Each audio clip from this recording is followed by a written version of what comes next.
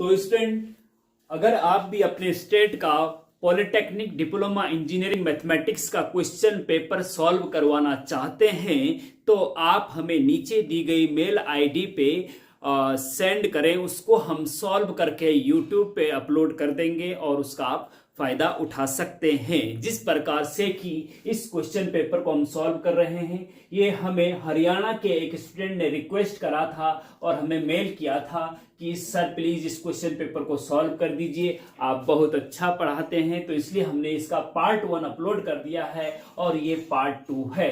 तो पार्ट 2 में स्टूडेंट देखिए, क्वेश्चन नंबर 1 का के evaluate cos 50 degree into cos 10 degree minus sine 50 degree into sine 10 degree का मान। ट्रिग्नोमेट्री का क्वेश्चन है और express sine 14 degree plus sine 2 degree as a product of trigonometric reaction. तो दोनों ट्रिग्नोमेट्री के क्वेश्चन हैं। स्टूडेंट, अगर आपके सिलेबस में, चाहे आप ऑल इंडिया के किसी भी पॉलिटेक्निक में पढ़ते हैं, अगर आपके सिलेबस में ट्रिग्नोमेट्री है तो ये क्वेश्चन आपके काम के हैं। ठीक है जी। तो पहले क्वेश्चन पे चलते हैं। cos 50 degree into cos 10 degree minus sine 50 degree into sine 10 degree को सॉल्व करके बताना है कि इसका मान क्या होगा। तो देखो, होता क्या है भैया, ट्रिग्नोमेट्री के कुछ इंपॉर्टेंट फॉर्मूले हैं जो आपको याद रखने होते हैं और इसके डिटेल लेक्चर हम डिस्क्रिप्शन में दे देंगे। बहुत बढ़िया लेक्चर, ऑसम लेक्चर, हमने 8-10 लेक्चर बना रखे ट्रिग्नोमेट्री के। अगर सीरियल से आपने वो देख लिए तो ट्रिग्नोमेट्री का एक भी क्वेश्चन आपसे बच नहीं सकता है। तो इसको कैसे सॉल्व करेंगे ये हम यहाँ पे बता दे रहे हैं। अब इसमें देखो ये है क्या चीज। अब इसमें आपको देख करके थोड़ा आइडिया आना चाहिए कि एक फॉर्मूला याद दिमाग में आना चाहिए। और वो दिमाग में कब आएगा? अगर आपने प्रैक्टिस कर रखी है, वो क्वेश्चन, वो फॉर्मूले नोट करे हुए हैं, याद करे हुए हैं पहले के, तो तब आपके दिमाग में आएगा, अदरवाइज नहीं आएगा। ठीक है जी। तो इसका क्या है, मेरे को क्या आया है इसको कि cos A cos B minus sine A sine B। ठीक है जी। हम मेरे दिमाग में क्या आया कि cos A into cos B minus sine A into sine B। ये फॉर्मूला किसका होता है? ये अगर मैंने पढ़ा हुआ पहले का तो मुझे पता होना चाहिए कि ये cos A प्लस B का फॉर्मूला है। cos A प्लस B बराबर होता है, अब तुम्हारे दिमाग में थोड़ा थोड़ा याद आया होगा अगर तुमने थोड़ा ट्रिग्नोमेट्री पढ़ी है तो, cos A प्लस B बराबर होता है cos A cos B minus sine A sine B। इसी प्रकार से एक फॉर्मूला होता है साइन A प्लस B का। ठीक है जी। साइन A प्लस B का फॉर्मूला होता है sine A cos B plus cos A sine B। इसी प्रकार से साइन A माइनस B का भी होता है, cos A प्लस B का ये है एक। इसी प्रकार से cos A माइनस B का भी होता है, वहां पे प्लस आता है बीच में। लेकिन हमें अभी इस फॉर्मूले की जरूरत है, हमें उन 3 फॉर्मूलों की जरूरत नहीं है। ये मैं इसलिए बता रहा हूं कि क्योंकि आपको ये सब याद होने चाहिए। हो सकता है इसकी जगह पे जो कल परसों आपका एग्जाम आने वाला है उसकी जगह पे साइन A प्लस B वाला आ जाए। तो चारों फॉर्मूले आपको याद होने चाहिए सारे। तो इसलिए मैं रिक्वेस्ट करूंगा आपसे कि डिटेल लेक्चर जो हमारे डिस्क्रिप्शन में ट्रिग्नोमेट्री के डिटेल लेक्चर उनको जरूर देख लीजिए। तो कॉस, ये जो cos A की जगह 50 डिग्री है, B की जगह पे 10 डिग्री है। 50 डिग्री है, यहाँ पे 10 डिग्री है, तो A की जगह पे 50 डिग्री, यहाँ पे 10 डिग्री। तो cos A cos B minus sine A sine B, cos A plus B का फॉर्मूला होता है। तो यहाँ पे क्या हो जाएगा, A की जगह पे 50 डिग्री हो जाएगा और B की जगह पे प्लस B की जगह पे 10 डिग्री। तो क्या हो गया ये cos। तो कहने का मतलब ये है कि इसको आप लिख सकते हैं cos A प्लस B मतलब 50 डिग्री प्लस 10 डिग्री।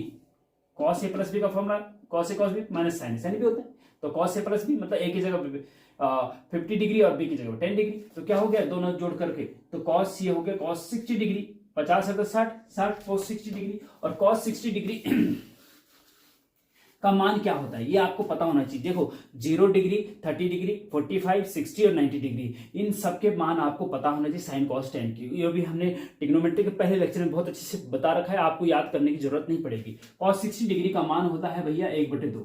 तो आंसर आपका 1/2, आगे कोई दिक्कत नहीं। ठीक है जी। इसी प्रकार से अगर यहाँ साइन 60 डिग्री होता है तो अंडर 3/2 होता, याद आपको होना चाहिए। और कैसे होगा डिटेल लेक्चर पढ़ लीजिए बस, और कोई तरीका नहीं अगर नहीं आपको पता तो। ठीक है।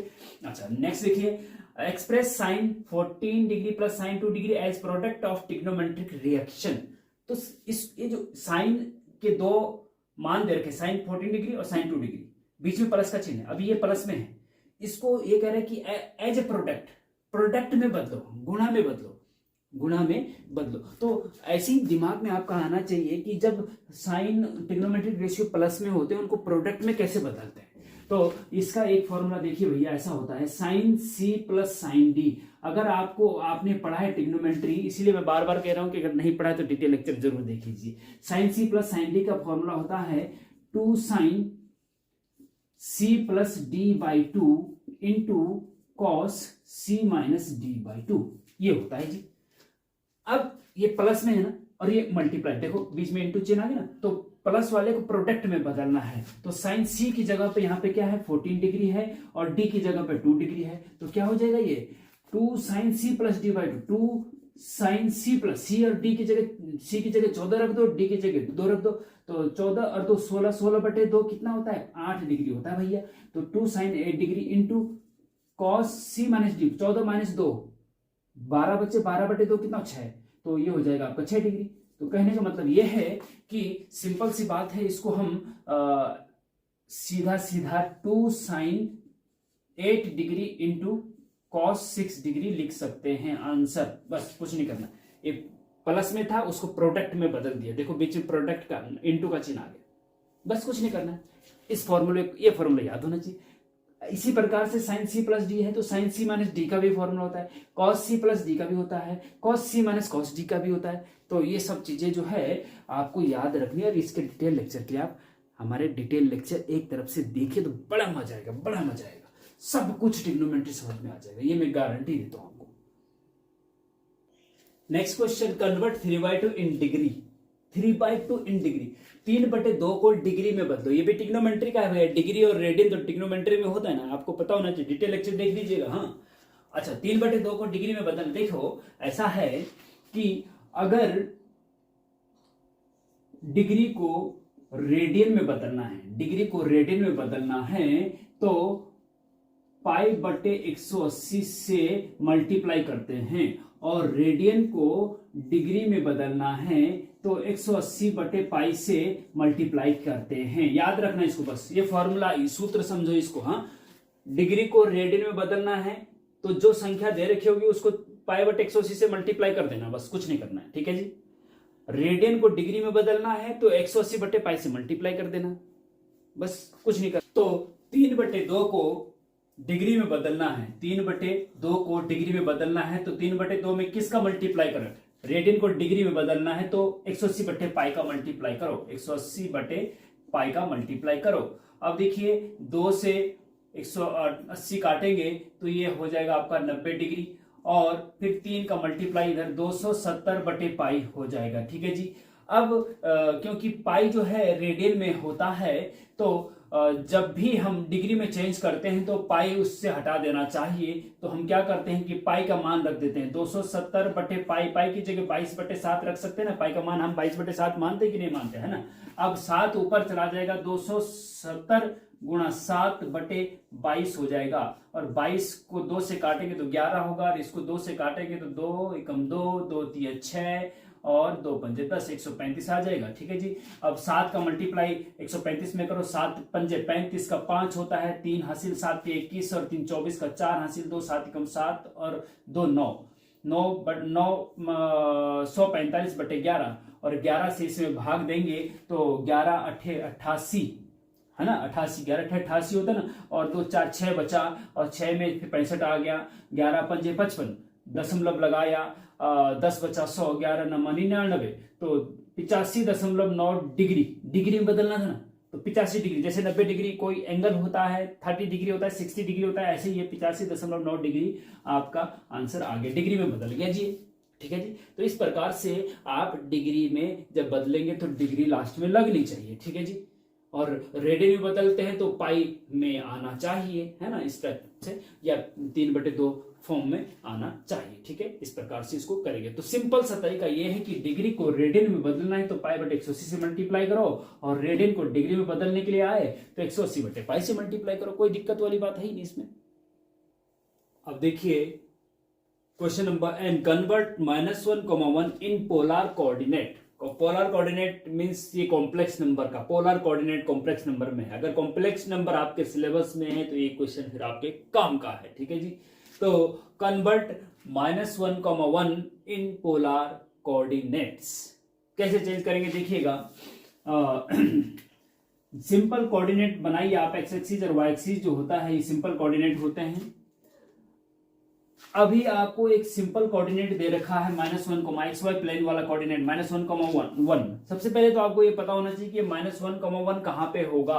-1 एक्स एक्सिस पे होता है और दूसरा वाला वाई एक्सिस पे होता है। -1 एक्स एक्सिस पे कहां पे होगा, यहां पे होगा जी -1, फिर इधर -2 होगा, ये -3 होगा, इधर 1 2 3 होगा, और वाई पे 1 इधर होगा, 2 इधर होगा, 3 इधर होगा, ऐसे करके इधर -1 -2 करके नीचे होगा। ठीक है जी, वो कह रहा है कि -1 एक्स पे -1 ये है जी, ठीक है, ये बिंदु हो गया, और y पे 1 है, y पे मीन्स 1 तो यहाँ पे हो गया। इसको आगे बढ़ाओ थोड़ा सा, इसको भी आगे बढ़ाओ, तो जहां पे दोनों पॉइंट इंटरसेक्ट कर रहे हैं ये वाला पॉइंट जो है आपका, वो आपका -1, 1 होता है। -1, 1 ये सेकंड क्वाड्रेंट में आ गया, फर्स्ट सेकंड थर्ड फोर्थ। ठीक है जी, सेकंड क्वाड्रेंट में आपका -1, 1 आ गया एक्स वाई प्लेन में। और अगर आर्गन्ड प्लेन की बात करें, मतलब कॉम्प्लेक्स प्लेन की बात करें, तो इसको रियल एक्सिस कहते हैं, इसको इमेजिनरी एक्सिस कहते हैं। तब उसमें पोलर कोऑर्डिनेट कहा जाता है, इस कोऑर्डिनेट को पोलर कोऑर्डिनेट कहा जाता है। तो पोलर कोऑर्डिनेट फिर क्या होगा, तो सिंपल है, इसको करना क्या है, जैसे मान लीजिए यहां पे मान लीजिए एक्स वाई प्लेन में a, b कोई कोऑर्डिनेट है, इस बिंदु की निर्देशांक क्या है a, b। इसको पोलर कोऑर्डिनेट में बदलना है तो a को अपनी जगह और b के साथ i लगा दो, b के साथ i लगा दो और बीच में प्लस चिन्ह लगा दो, बस a plus iota b, a plus iota b इस पॉइंट के कोऑर्डिनेट हो गया। पोलर कोऑर्डिनेट ये होगा। एक पोलर फॉर्म भी होता है, वो डिटेल है, वो 2 मार्क्स का तो नहीं आ सकता, वो डिटेल में हम बताएंगे कि r cos theta plus r sin theta में आयोटा r sin थीटा में कैसे बदल दो, पोलर फॉर्म हो गया। उसको थोड़ा सा डिटेल स्टडी है, उसका भी हमने डिटेल लेक्चर हमने इसमें डिस्क्रिप्शन में लिंक दे रखा है कॉम्प्लेक्स नंबर को, वहां जाके आप उनका डिटेल स्टडी कर सकते हैं। ठीक है जी, अभी हम सिंपल कोऑर्डिनेट बताएंगे। ठीक है, तो a प्लस आयोटा b, तो इस प्रकार से -1, 1 को हम पोलर कोऑर्डिनेट में बदलेंगे तो क्या होगा, -1 प्लस आयोटा 1, आयोटा 1 लिखो या ना लिखो एक ही बात, 1 इंटू आयोटा आयोटा ही होता है। तो कहने का मतलब ये है कि -1, 1 को आप -1 प्लस आयोटा लिख सकते हैं। ठीक है जी, ये रियल पार्ट है, -1 रख दिया, और इमेजिनरी पार्ट 1 के साथ i रख दिया, तो आयोटा हो गया। बीच में प्लस का चिन्ह यहाँ पे प्लस था तो इसलिए प्लस आ गया। ठीक है जी, तो -1 प्लस आयोटा, इसको हम, तो कहने का मतलब ये हुआ -1, 1 को अगर हम पोलर कोऑर्डिनेट के रूप में रखेंगे तो ये -1 प्लस आयोटा होता है आंसर। बस ये ऐसे लिख सकते हैं इसको। ठीक है जी, इस प्रकार से ये पोलर फॉर्म में इसको लिखा जा सकता है। अब नेक्स्ट क्वेश्चन देखिए, find slope of line passing through the 2.7, 5 and 3, -1। एक लाइन है, ये मान लीजिए कोई लाइन है, इस पे 2 बिंदु दे रखे हैं। स्ट्रेट लाइन के डिटेल लेक्चर भी हम ऑलरेडी अपलोड कर चुके हैं, वहां जाके आप नीचे डिस्क्रिप्शन में या प्लेलिस्ट में जाके देख सकते हैं। एक कोई स्ट्रेट लाइन है, इस पे 2 बिंदु दे रखे हैं a और b। a बिंदु के निर्देशांक मान लीजिए 7, 5 है, ये है, और b बिंदु के निर्देशांक 3, -1 है। तो बताइए इस लाइन का स्लोप क्या होगा, ढाल क्या होगी, ढाल, हाँ स्लोप क्या होगा या ढाल क्या होगी, जिसको m से, स्मॉल m से डिनोट करते हैं। ठीक है जी, तो हमको पता होना चाहिए कि अगर कोई 2 बिंदु x1, y1 और x2, y2 दे रखे होते हैं ना, इस a बिंदु के निर्देशांक मान लीजिए x1, y1 है और इसके x2, y2 हैं, तो 2 बिंदु से होकर जाने वाली लाइन की ढाल या स्लोप क्या होता है, slope of line AB m is equal to, m से डिनोट करते हैं, वो होता है y2 माइनस y1 बटे x2 माइनस x1। याद रखेंगे फॉर्मूला है भैया, 2 बिंदु से होकर जाने वाली रेखा का स्लोप m बराबर y2 माइनस y1 बटे x2 माइनस x1 होता है। इसका सेकेंड कोऑर्डिनेट माइनस इसका फर्स्ट सेकेंड कोऑर्डिनेट बटे इसका सेकेंड कोऑर्डिनेट माइनस इसका, सॉरी, इसका फर्स्ट कोऑर्डिनेट माइनस इसका फर्स्ट कोऑर्डिनेट। ठीक है जी, तो y2 माइनस y1, देखो यहाँ पे y2 की जगह क्या है, -1 है, तो -1 रख दिया आपका, y2 की जगह -1 रख दिया, फिर माइनस चिन्ह बीच में, y1 की जगह क्या है, ये देखो y1 की जगह यहाँ पे 5 है, तो ब्रैकेट के अंदर 5 रख दो, upon x2 minus x1, x2 क्या है, x2 की जगह 3 है आगे, माइनस है बीच में, फिर x1 की जगह क्या है, x1 की जगह यहाँ पे 7 है तो 7 रख दो, ठीक है जी, ये हो गया। अब देखो, अब ब्रैकेट खोल दीजिए तो ये -1 और -5 हो जाएगा ऊपर, नीचे 3 -7 हो जाएगा, तो 5 माइनस का 1 है, दोनों माइनस के जुड़ जाएंगे, माइनस का 6 हो जाएगा, और 3 और 7, 3 में से 7 गए, माइनस का 4 बचेगा, ठीक है जी, क्या बचेगा 4, माइनस से माइनस ऊपर नीचे कट गया, 2 से 2 3 6, 2 दूना 4, 3/2 आपका स्लोप आ गया, ठीक है जी। तो इस प्रकार से इसको कर सकते हैं। अब कोऑर्डिनेट कुछ भी आए, अगर आपको ये फॉर्मूला पता है y2 minus y1 but x2 minus x1 का, तो आप इसको आसानी से कर सकते हैं। और आगे और भी इसकी जगह पे हो सकता है दूसरा क्वेश्चन, जब 6 मार्क्स के आगे जब आएंगे आपके, ये तो 2 मार्क्स के, इसलिए छोटा क्वेश्चन दे रखा है कि find the equation of the straight line which is passing through the point this and this and, इस टाइप से भी आ सकता है, क्वेश्चन भी बनाने के लिए आ सकती है। तो इसका डिटेल लेक्चर स्ट्रेट लाइन के प्लेलिस्ट में जाके देख सकते हैं, या फिर नीचे डिस्क्रिप्शन में भी देख सकते हैं, वो बहुत अच्छे से हमने बना रखे हैं, उनको जाके आप विजिट कर सकते हैं। Next question, in triangle ABC A is equal to 30 degree and side A B is equal to 12 centimetre, find BC. एक ट्रायंगल है, उसको हम राइट एंगल ट्रायंगल लेते हैं, ए बी और सी। ए जो एंगल है वो 30 डिग्री ऑलरेडी दे रखा है, और ए से बी तक की डिस्टेंस 12 सेंटीमीटर दे रखी है, मान लीजिए 90 डिग्री यहां पे है, तो बीसी निकालना है, बी से सी तक की डिस्टेंस क्या होगी ये बताना है, ठीक है जी।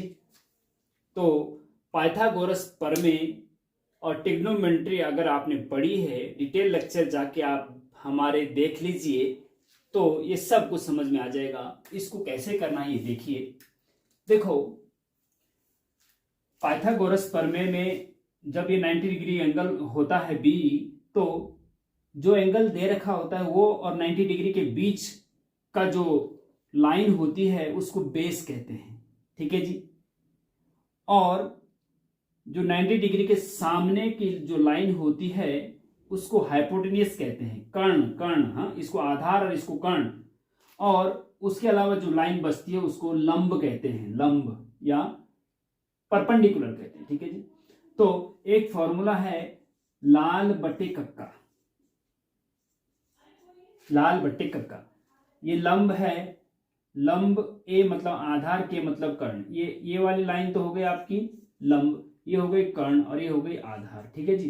तो एक फॉर्मूला है एल बटे के, साइन थीटा बराबर लंब बटे कर्ण, कॉस थीटा आधार बटे कर्ण, इस टाइप से टेन थीटा बराबर लंब बटे कर्ण, ठीक है जी, टेन थीटा बराबर लंब बटे कर्ण। अब देखो, लंब बटे कर्ण अगर हम लगाएं तो वहां से हमें ये निकल सकती है, ठीक है जी। अब आपको ये पता होना, देखो डिटेल थोड़ा सा दिक्कत हो रही समझने में, तो डिटेल लेक्चर आप ट्रिग्नोमेट्री के जाके विजिट करिए, बहुत मजा आपको आएगा। हम जानते हैं, वी नो दैट, कि टेन थीटा बराबर होता है लंब बटे आधार, टेन थीटा बराबर होता है लंब बटे आधार, ठीक है जी। तो यहाँ पे टेन थीटा, थीटा क्या है यहाँ पे 30 डिग्री है, लंब क्या है यहाँ पे, लंब ये है BC जो निकालना है, आधार क्या है यहाँ पे AB जो कि 12 सेंटीमीटर है। समझ रहे बात, आपको समझ रहे ना, ठीक है। Is equal to tan 30 degree का मान 1/√3 होता है, ये आपको पता होना चाहिए, और बराबर BC बटे 12 हो गया, ठीक है जी। अब 12 को इधर ले जाओ तो BC बराबर क्या बचेगा, 12/√3, ठीक है जी, 12/√3 सेंटीमीटर, क्योंकि ये सेंटीमीटर में था तो वो भी सेंटीमीटर में ही आएगा भैया। आंसर आपका हो जाएगा। √3 की वैल्यू 1 पॉइंट समथिंग होती है, उससे भाग देकर एग्जैक्ट भी निकाल सकते हैं, और आप यहाँ पे भी छोड़ सकते हैं। तो BC आपका 12/√3 आ गया। इस प्रकार से इसको निकाल सकते हैं। Next question, write the equation of circle when end point of diameter are x1 y1 and x2 y2। मतलब एक सर्किल के, वृत्त के डायमीटर के एंड पॉइंट दे रखे हैं। देखिएगा, ये मान लीजिए सर्किल है और ये इसका सेंटर है, ठीक है जी, सेंटर, और सेंटर है ये, और इसको पूरा इधर तक ले जाइए और आगे तक ले जाइए, तो ये डायमीटर ए बिंदु से लेकर बी बिंदु तक ये व्यास या डायमीटर कहलाता है वृत्त का। ठीक है जी। अब डायमीटर के एंड पॉइंट के कोऑर्डिनेट दे रखे हैं, ए पॉइंट के और बी पॉइंट के कोऑर्डिनेट दे रखे हैं x1, y1 और x2, y2। ठीक है जी। अब बोला गया है कि इस सर्किल की इक्वेशन क्या होगी अगर डायमीटर के एंड पॉइंट ए के निर्देशांक x1, y1 है, बी के निर्देशांक x2, y2 है, तो सर्किल की इक्वेशन क्या होगी। तो बच्चों इसको आप याद रखना, बस कुछ मत करना। क्या करना है, याद रखना है। क्यों होता है ये, सर्किल की डिटेल लेक्चर हमने ऑलरेडी अपलोड कर चुके हैं प्लेलिस्ट, सर्किल के प्लेलिस्ट में जाके देख सके मैथ्स गुरुजी एंड के चैनल पे, और डिस्क्रिप्शन में भी हम लिंक दे देंगे। ठीक है जी। अब देखो, जब डायमीटर के एंड पॉइंट दे रखे हो ना, तो सर्किल की इक्वेशन होती है simple x minus x1 into x minus x2 plus y minus y1 into y minus y2 is equal to 0। Answer, बस कुछ नहीं, ये आंसर है आपका। जब सर्किल के डायमीटर के एंड पॉइंट के कोऑर्डिनेट दे रखे हो, तो इक्वेशन ऑफ सर्किल होती है x minus x1 into x minus x2 plus y minus y1 into y minus y2 is equal to 0। x y y ये तो फिक्स रहेगा। x1 x2 y1 y2 यहां से आए हैं, देखो x1 यहां पे x1 घटा है, यहां पे x2 घटा है, तो x1 पहले कोऑर्डिनेट का x1 फिर दूसरे कोऑर्डिनेट का x2, पहले कोऑर्डिनेट का पहला बिंदु दूसरे कोऑर्डिनेट का पहला बिंदु घटा दो, फिर प्लस y और y फिक्स रहेगा, y1 y2 पहले कोऑर्डिनेट का सेकंड बिंदु और दूसरे कोऑर्डिनेट का सेकंड पॉइंट y2 रख दीजिए। ठीक है जी। अब अगर आपको समझने में थोड़ा दिक्कत हो रही है, तो मान लीजिए मैं एक एग्जांपल के लिए बोल रहा हूं कि इस पॉइंट के निर्देशांक अगर 2,3 और इस पॉइंट के निर्देशांक अगर 4,6 हो, तो अगर ए पॉइंट के निर्देशांक 2,3 है और बी पॉइंट के निर्देशांक 4,6 है, तो बताओ सर्किल की इक्वेशन क्या होगी। तो क्या होगी बताओ।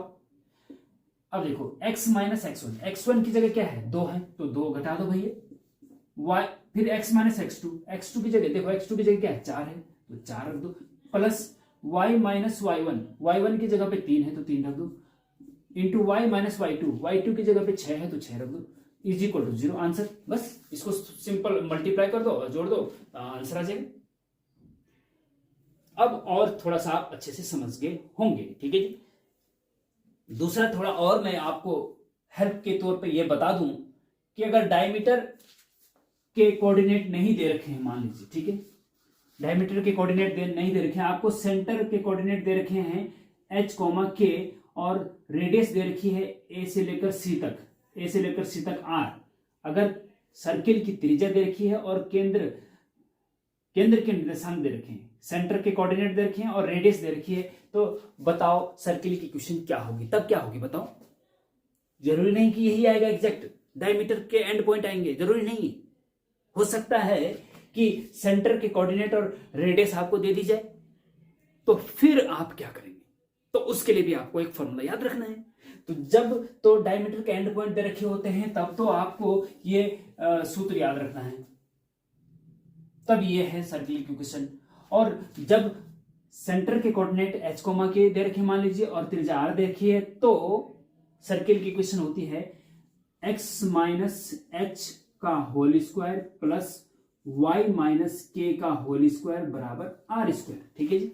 x और y तो फिक्स है, h यहां पे सेंटर के कोऑर्डिनेट को घटा दो, x में से पहला कोऑर्डिनेट और y में से दूसरा coordinate, is equal to r, मतलब रेडियस जो होगी उसका स्क्वायर। बस अगर सेंटर और रेडियस दे रखी है तो ये है सर्किल इक्वेशन, अगर डायमीटर के एंड पॉइंट दे रखे ये है। ठीक है जी। इस प्रकार से इसको आप समझने की कोशिश करेंगे, साथ साथ इसको भी समझने की कोशिश करेंगे, क्योंकि हो सकता है थोड़ा सा एग्जामिनर एग्जामिनर क्वेश्चन को थोड़ा सा चेंज कर दे। ठीक है, तो ये समझने का आप कोशिश करिए। अब क्वेश्चन नंबर 1 का आर, ये 2 मार्क्स के क्वेश्चन का, इस क्वेश्चन पेपर के लास्ट क्वेश्चन है 2 मार्क्स का। फिर उसके बाद थोड़ा बड़े क्वेश्चन शुरू होंगे, नेक्स्ट पार्ट में हम उसको बताएंगे। लास्ट क्वेश्चन है 2 मार्क्स का। Find centre of circle x² + y² - 3x - 7 = 0। आपके पास सर्किल की इक्वेशन दे रखी है। ये जो सर्किल है ना, सर्किल है ये सर्किल है, इसका ये सेंटर है यहाँ पे C। सर्किल की इक्वेशन तो दे रखी है, आपको सेंटर निकालना है। इस सर्किल का सेंटर क्या होगा बताइए, सेंटर क्या होगा सर्किल का। देखिए अभी हमने आपको बताया कि सर्किल का अगर सेंटर रेडियस दे रखी है तो सर्किल के इक्वेशन होती है x - h का whole square plus y - k का होल स्क्वायर बराबर r²। अगर हमने इस इक्वेशन को इस फॉर्म में लेके आए तो इससे कंपेयर करके हम h और k की वैल्यू निकालेंगे तो सेंटर निकल जाएगा। h, k की वैल्यू निकल जाएगी, h और k निकल जाएगा। निकलेगा कि नहीं निकलेगा ना, हाँ निकल जाएगा, ठीक। ओके, तो इसका मतलब हमें इसको इस फॉर्म में लाना होगा। इस फॉर्म में कैसे आएगा भैया, देखो जरा ध्यान से देखना, बहुत इंपॉर्टेंट है। डिटेल लेक्चर आप सर्किल की प्लेलिस्ट में जाके देख सकते हैं, डिस्क्रिप्शन में भी लिंक है। आपको दे रखा है x² + y² - 3x - 7 = 0, ठीक है जी। एम्प्लाइज इसमें हम क्या करते हैं, इस फॉर्म में लाने के लिए परफेक्ट स्क्वायर बनाते हैं, पूर्ण वर्ग जिसको हिंदी में कहते हैं। क्या करते हैं, परफेक्ट स्क्वायर बनाते हैं, पूर्ण वर्ग बनाते हैं। तो पूर्ण वर्ग बनाने के लिए क्या करते हैं, x वाले टर्म एक साथ लेते हैं, y वाले टर्म एक साथ लेते हैं और कांस्टेंट टर्म उस राइट साइड में ले जाते हैं। जो मैं बोल रहा हूं एक एक चीज को ध्यान से सुनिए। x वाले टर्म एक साथ लेते हैं तो ये x वाले दो टर्म है यहाँ पे, तो x² - 3x है यहाँ पे, दो टर्म एक साथ ले लिए, प्लस y वाले टर्म कितने, एक ही है सिंगल, तो उसको सिंगल ही रहने दीजिए भैया। अब बचा कांस्टेंट टर्म, कांस्टेंट टर्म को हम राइट साइड ले जाते हैं तो -7 को उधर ले जाएंगे तो प्लस का 7 हो जाएगा, 0 के साथ ले जाएंगे तो 0 + 7 7 ही होता है, ठीक है जी। अब परफेक्ट स्क्वायर बनाओ, जिसमें x के दो टर्म है उसमें परफेक्ट स्क्वायर बनाना है, जिसमें सिंगल टर्म है वो ऑलरेडी परफेक्ट स्क्वायर बन रखा है, y का होल स्क्वायर हो गया। इसको परफेक्ट स्क्वायर बनाना है तो क्या करना पड़ेगा, देखिए ध्यान से देखना, x² - 3x तो ऑलरेडी लिखेंगे जो है। अब यहां पे ध्यान से देखिएगा, जो मैं बोलूंगा एक एक चीज सुनना, नोट भी करना, कि इसको परफेक्ट स्क्वायर बनाना है तो जो x का कोफिशिएंट होता है उसके आधे का वर्ग यहां पे जोड़ और घटा देते हैं। समझ गए, नहीं समझे, चलो। जो भी x का कोफिशिएंट होता है, x का कोफिशिएंट यहां पे क्या है, -3 है, -3 के आधे, आधा मतलब 2/2 कर दो, -3/2, -3 के आधे का वर्ग, इसका वर्ग करो, वर्ग कितना होगा, -3 का स्क्वायर, -3 का स्क्वायर तो +3 का स्क्वायर 9, 9/2 का स्क्वायर 4, 9/4। तो x के कोफिशिएंट -3 है, उसका आधा का वर्ग 9/4 आ गया। 9/4 को इसके साथ जोड़ो और घटाओ, कोई फर्क है, क्योंकि इससे ही कट जाएगा तो वही आएगा ना। हमने अपनी तरफ से 9/4 को जोड़ा और घटाया, ये कहां से आया, इसके कोफिशिएंट के आधे के वर्ग से आया, ठीक है, ये हो गया। इसको ऐसा कर दिया, प्लस y² अपनी जगह पे और 7 अपनी जगह पे, ध्यान से देखना। अब इतना पार्ट देखो, प्लस वाला पहले लिखेंगे, माइनस जोड़ेंगे पहले, घटाएंगे बाद में, इस चीज का ध्यान रखना जरा, हाँ, माइनस वाला हम अलग करेंगे।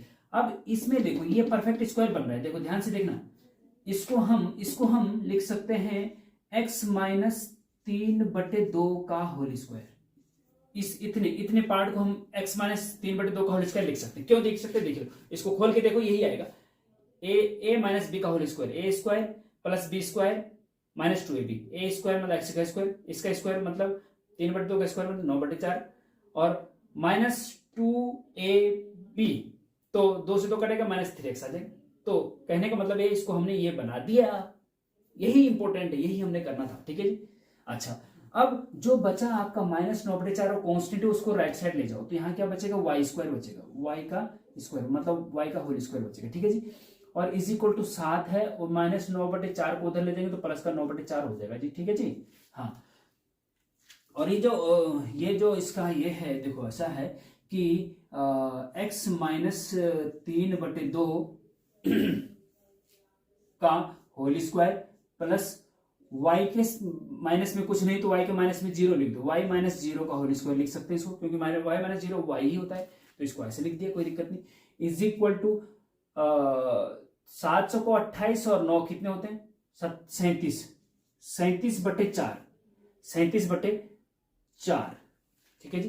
तो 37/4 को आप √37/4 का होल स्क्वायर भी तो लिख सकते हैं ना, क्योंकि हमें इस फॉर्म में बनाना है भैया, इसलिए मैं कह रहा हूं इसको, ठीक है ना।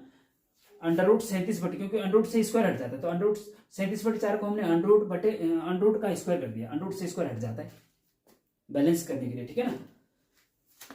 अब इसको इक्वेशन 1 माना था आपने, इसको इक्वेशन 2 मान लो। हाँ, इसको सॉल्व करते करते हम यहाँ पे पहुंच गए। अब इक्वेशन के 2 की तुलना इससे करो। हाँ, ठीक है। अब देखो हम क्या करेंगे, चलो इधर ही करके इसको मिटा देते हैं। Compare equation 2 in x minus h का whole square plus y minus k का whole square is equal to r square.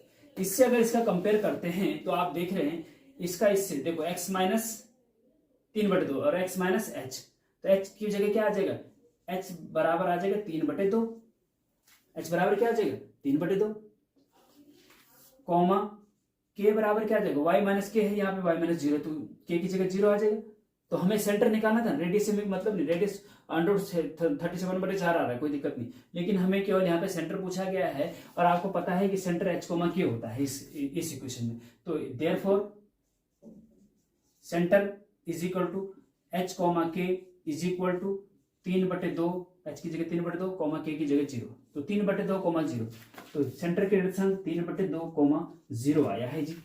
तो इस प्रकार से सेंटर निकाल सकते हैं। डिटेल लेक्चर अगर इस सर्किल के समझने हैं तो बहुत अच्छे से हमने बता रखे हैं, बहुत अच्छे से, उनको आप डिस्क्रिप्शन में लिंक है, प्लेलिस्ट में जाके आप देख सकते हैं, ठीक है जी। तो इस प्रकार से स्टूडेंट, हरियाणा के स्टूडेंट्स की जो रिक्वेस्ट आई थी उसके 2 मार्क्स के क्वेश्चन हमने कंप्लीट कर दिए हैं। अब नेक्स्ट पार्ट में हम जो लेंथी क्वेश्चन है उनको भी हम सॉल्व करवाते हैं, लेकिन आप हमें सपोर्ट देते रहिए और ज़्यादा से ज़्यादा अपने नियर एंड डियर, अपने जूनियर सीनियर जो भी जिनकी बैक लगी है या इस टाइप से कुछ भी है, सबको शेयर करो, जिससे कि जिस प्रकार से आपको फायदा हो रहा है तो उन लोगों को भी फायदा हो। इस प्रकार से नहीं सोचना चाहिए कि ये फायदा केवल मेरे को, दूसरे को है। ये कहीं ना कहीं एक डीप लेवल पे, जब यूनिवर्स के लेवल पे जाते हैं तो वो नुकसान में रहता है। होता क्या है कि ये जो यूनिवर्स है ना, यूनिवर्स ब्रह्मांड है, बहुत बड़ा है, बहुत, इसमें पृथ्वी, सूर्य, चंद्रमा, पता नहीं क्या क्या, बहुत बहुत कुछ है। तो इसमें क्या होता है कि जो आप देते हैं ना उसको 1000 गुना वापस आपको आता है। तो अगर आप किसी को हेल्प कर रहे हैं, ज्ञान, अगर आप मेरे लेक्चर आप किसी को शेयर कर रहे हैं तो मतलब आप किसी को ज्ञान प्राप्त करने में हेल्प कर रहे हैं, तो आपको 1000 गुना ज्ञान वापस मिलेगा। आप किसी को पैसे से हेल्प कर रहे हैं तो 1000 गुना पैसा आपको वापस मिलेगा। ये यूनिवर्स का लॉ है, ये कोई एक बनावटी बात नहीं, ये यूनिवर्स का लॉ है, ब्रह्मांड का नियम है, ठीक है ना। तो इस चीज का ध्यान रखिए, ये मत सोचिए, संकीर्ण मानसिकता मत रखिए कि नहीं नहीं केवल मैं ही इसका फायदा उठाऊंगा, दूसरा नहीं, ये गलत है, ठीक है। तो ज्यादा से ज्यादा लोगों को इस लेक्चर शेयर करो, नए हैं तो सब्सक्राइब करो, जिससे कि हमारा भी उत्साह बढ़े और हम आपको और अच्छे लेक्चर बना के आपको फ्री में प्रोवाइड करवा रहे हैं। तो आपका भी कुछ दायित्व बनता है कि शेयर, कमेंट, लाइक, शेयर जो भी करना है सब करते रहिए ना। तो मिलते हैं नेक्स्ट लेक्चर में। Thank you very much. और इसी प्रकार से एक रिक्वेस्ट और कि जैसे कि स्टार्टिंग में मैंने कहा कि आप किसी भी स्टेट से हैं, अगर आप अपने स्टेट का डिप्लोमा सेमेस्टर का क्वेश्चन पेपर मैथ्स का सॉल्व करवाना चाहते हैं तो कृपया हमें ईमेल करिए, ईमेल डिस्क्रिप्शन में है, ठीक है जी। तो थैंक यू वेरी मच।